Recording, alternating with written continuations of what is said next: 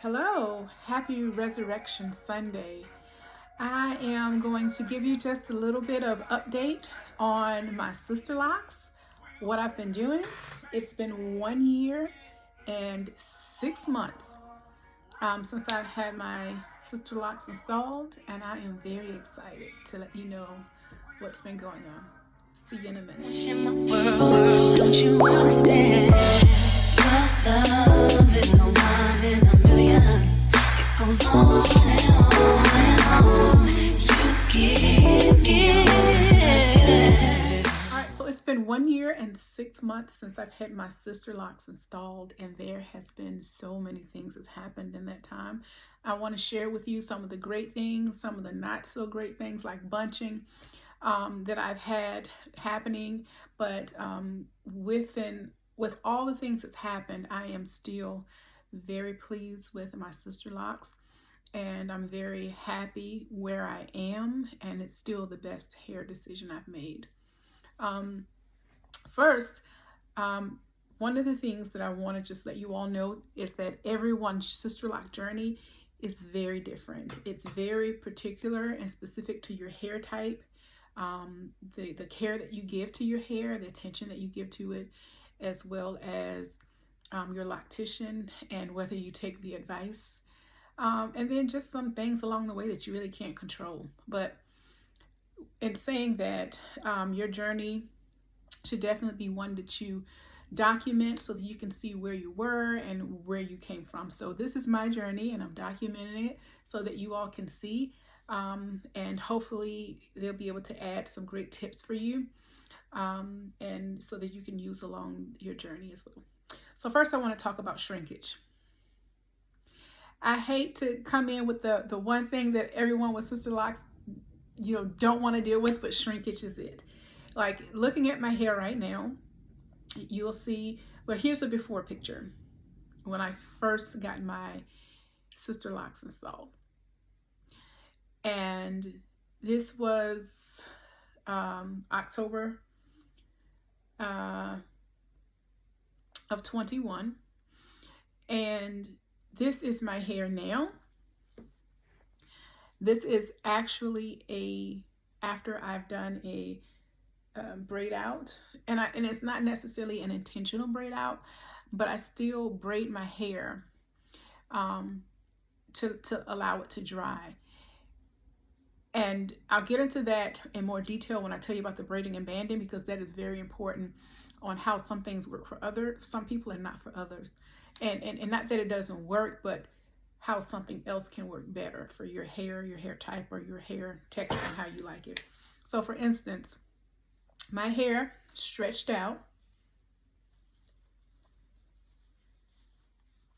is here.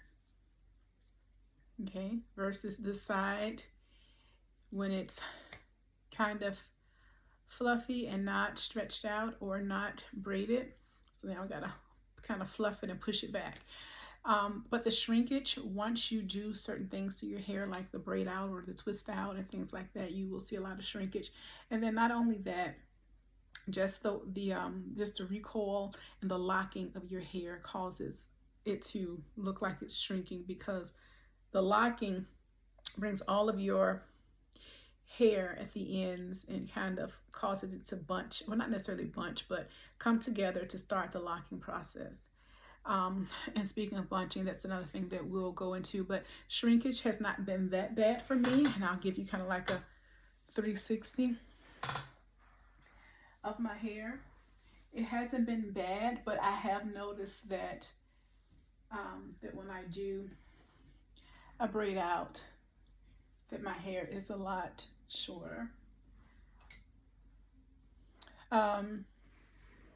So some people experience that a little bit more than others. Something that you can do is just to make sure that when you braid, you're actually stretching it a little bit and putting the bands at the end, so you're not getting a lot of recoil. But also pay attention to your ends, because you don't want them to bunch.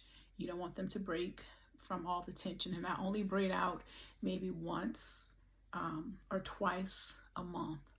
I don't have to do it more than that, because it keeps its its curly form But I don't use the rods. I don't use the rollers or anything like that. I just kind of braid my hair to let it dry, which is going to take me into the next thing, braiding and banding. Braiding and banding for me, I felt like caused, when I braided and banded my hair before washing it in its early stage, that was the best thing that I could have done. If you don't, your hair is going to unravel, or it's going to begin to have slippage. After maybe a year, I started noticing that braiding and banding while prior to washing my hair, my ends where I would braid it and then kind of flip it and put the rubber band on, I started getting bunching above that. My ends started getting very thick. And so I noticed that when I washed my hair without doing that, I was able to stretch my ends a little bit. I was able to pull it a little bit and stretch a lot of that bunching out. So what I decided to do was to wash my hair without braiding it. This is after a year now. I started seeing some of the locking, and then I would see that a lot of that bunching was able to be smoothed out a lot easier, right? I was able to smooth those little ends out. And then after I washed it, I would, while it's damp, I would braid it. That allowed me to have a smoother, less frizz braid out, and it did not, those fat ends, I could start seeing them just locking. So please make sure that you're paying attention to your ends, because remember, when they're doing the retie, those ends have to go all the way back through and being pulled through this little loop. So if your ends, if you got skinny here and then you got big ends, you're going to have issues. So you can still see some of my ends still a little thicker, but they are much more, much thinner than what they were. So just be careful of that. So I would definitely make sure that you consult with your loctician before you try anything different. This is just me informing you of some of the things that's happened with me and my hair, and the techniques that I've done that has been successful for me.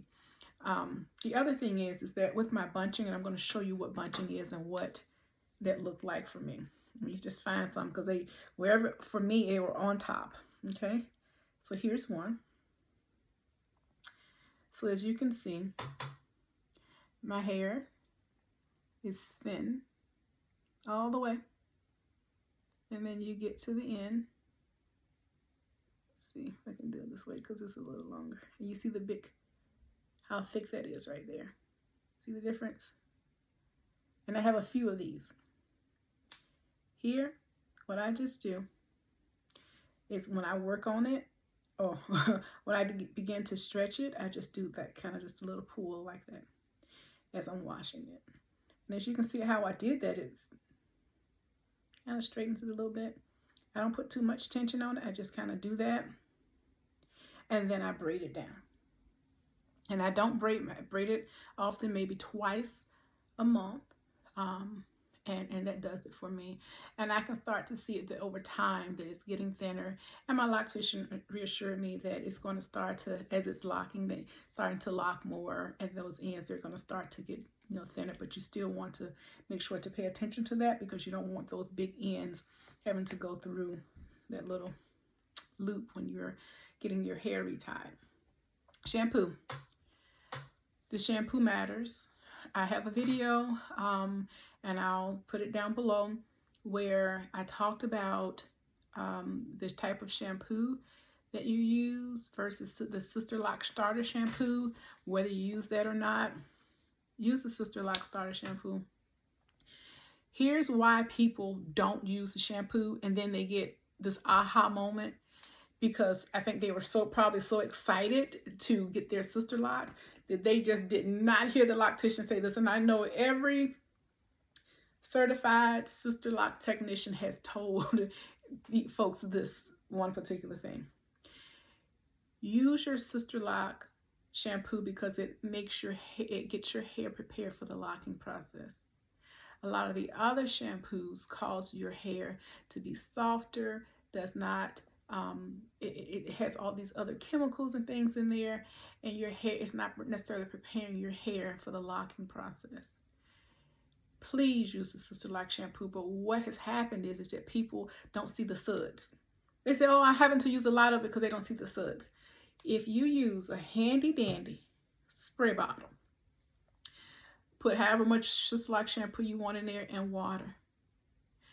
And I usually do it half and half and spray it. You will then see the suds of the shampoo in your hair. Okay. I do have a video that you can watch, and I'll also put that below, where you can see me using the Sisterlocks shampoo and how it does suds, cause your hair to get, you know, that sudsy effect that we want to make sure that we see that our hair is getting clean. But the thing is that if you're just putting the Sisterlocks shampoo in your hand or in your hair and doing like this, you're not getting it. You're not getting that effect. It comes from the spraying of it into your hair from a spray bottle that causes that sudsing effect to happen. So make sure that you're doing that. And then the other thing is that with the Sisterlocks shampoo, make sure that you're rinsing it out really well, because you don't want that residue of the shampoo left into your hair. Of course, when you braid and band, you want to make sure that you are leaving enough. And I'm not going to do it all the way down to where you can get your fingers through there. Okay. All right. So that's a little bit about the shampoo beginning process of what I do. But here is a couple of the things that I use. This first one, I am a Taliah Waajid user on most things. As a loose natural, as locked, semi-locked, whatever you want to call it. Taliah Waajid, her products will never steer you wrong. Okay, this right here is the pre-poo. It's called Stimulating Herbal Cleanser. It's a clarifying pre-shampoo. This you use before you even begin using the actual shampoo. Now, disclaimer, I use this now. I did not use this before I started getting my hair locking. Okay, I use a Sisterlocks shampoo. Now that I'm at a place where my ends are basically locked, some of them are still not, I use this. So I begin with this to kind of get my hair prepared for the shampoo. It stimulates your roots. It lifts all of that dryness from your scalp. Also begins that washing of your cleansing of your scalp, because this is a clarifier. The next thing I use is Tropical Roots, and I'll put that below as well.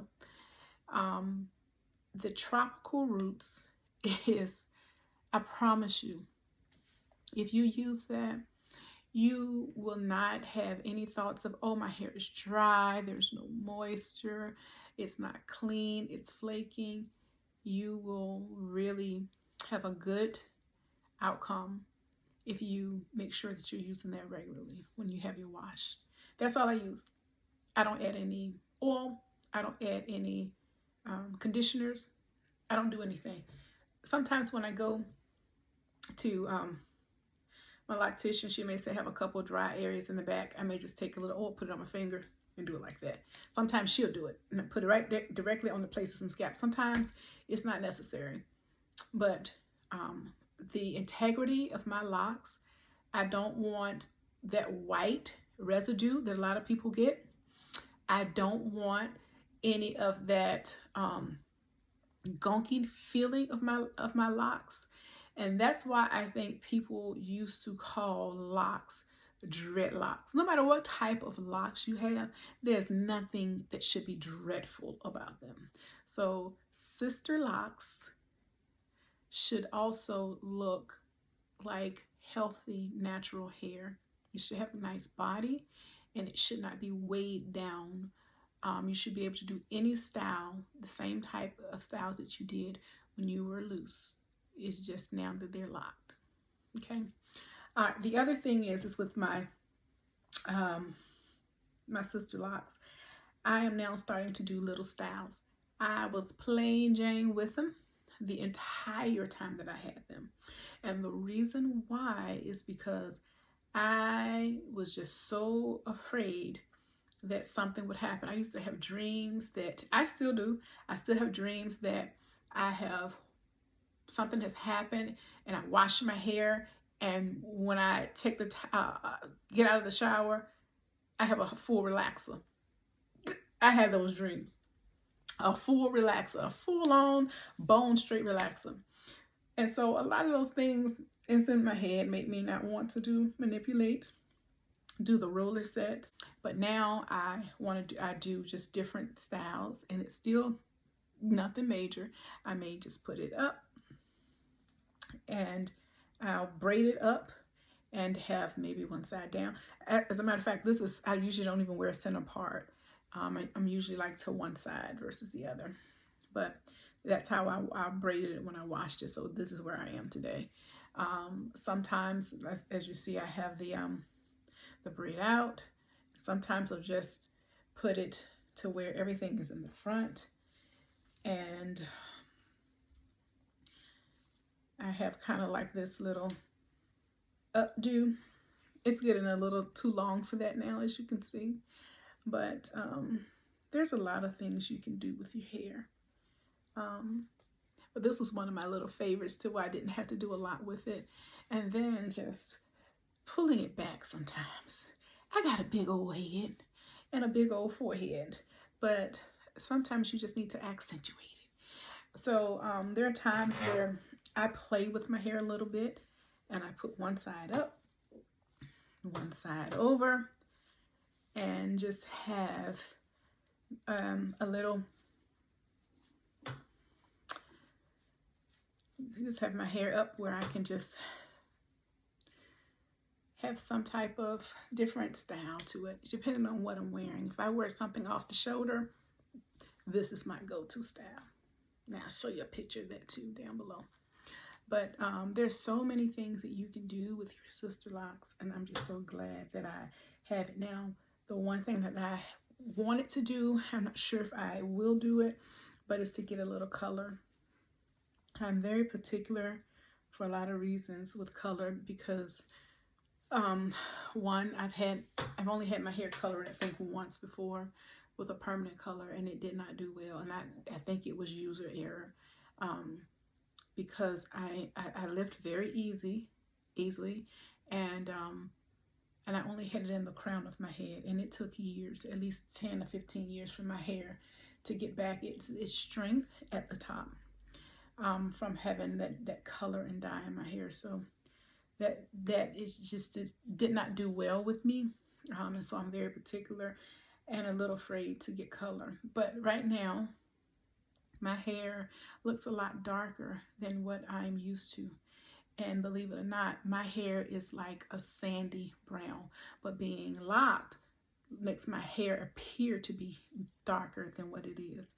And so I want to get some highlights just along the crown, right? And not to the scalp. The other thing is that health-wise, there's a lot of the reasons why I got away from the relaxers because of a lot of the chemicals and things in relaxers, and I just did not want to deal with that. And so a lot of those things are, you know, they're in hair dye as well. It's not as much, but still there's still some concerns that I have regarding it touching my scalp. So if I did, it would not be from root to ends. It may just be at the ends of my hair, but that's my hesitation in doing that. All right, so let's move on. I want to just tell you answer a couple questions of things that people have put in the chats of my previous videos, and I just want to answer those for you very quickly. How long did it take me to get my hair, the initial install? I had 2 days. My 2 days, my first day was 8 hours. My second day was 16 hours. Okay, let me show y'all something real quick. And I'm going to let you know, this has been me all my life. And I'm glad about it. I got a big head. Got a big head. So I have over 540 locks in my hair. My back under here is much smaller than the rest of my head. So when my loctician does a retie, it takes her about 2.5 hours. Okay. Because there's a lot under there. She did the back, the bottom, a lot smaller because my hair was a lot less dense. So it takes me about 2.5 hours to get it retied, but to get it actually installed, it was 2 days. The first day was 8 hours. The second day was 16 hours. We had a 1-hour break for each day. So the first day, 8 hours, we did a 1-hour lunch, and the 16 hours, we did a 1-hour lunch. That was it. I was tired. She was tired. Actually, she wasn't feeling well when she did my hair, and she, let me know that she wasn't feeling well. But even with that, it was still a very long sitting time with getting your sister locks. My loctician, I will tell you, she is wonderful. She's one. Oh my goodness. I can't say enough about Miss Tryon Atkins in Kennesaw. She is wonderful. When I go there, you know how you're in somebody's presence and you automatically just feel at ease? That's how you feel when you go into her shop. She's very easy to talk to. She's very friendly. She's funny. We laugh and watch movies. I mean, it's been a great experience in meeting her. And so that's why I feel that a lot of times it's not just about your hair. Even in our culture and in Black culture, that getting our hair done was more of a social thing for us as well. That's why we always did things in the kitchen. Get your hair done in the kitchen, get it washed in the kitchen, get it straightened in the kitchen. But it was a social thing, And so when I go there, the conversations that we have and just her sharing things about my hair and things like that, it's a good environment. Now I have referred a few people to her. My sister goes there. And it's just been a very good experience. So she's in Kennesaw, Georgia. And she makes appointments electronically for you. So you're not having to wonder what day is my retie. She'll send you a reminder. She's just very kind and reasonable. All right, the other thing is that I've gotten questions about is how much did my installation costs? Well, everybody's going to be different. I will say she is the most reasonable. She is the most reasonable in the area. She's the most reasonable all around, and the quality that she gives is top notch. Very, very.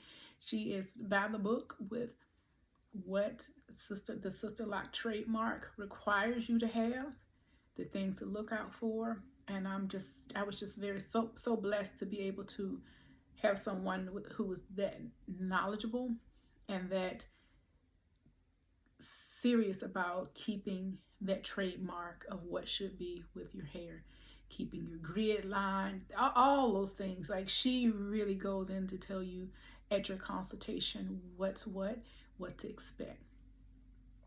Another question that I received was regarding unraveling and things like that.